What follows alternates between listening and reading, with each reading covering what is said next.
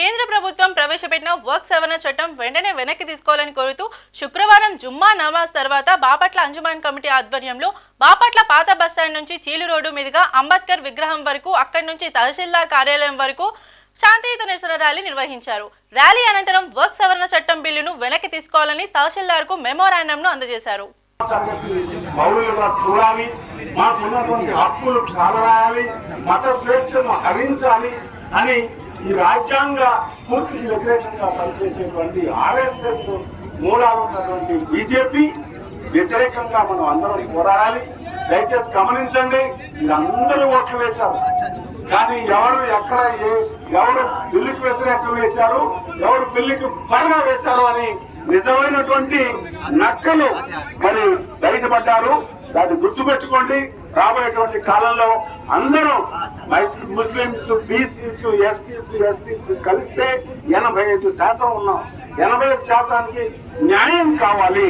85% ఈ దేశంలో న్యాయం పొందాలని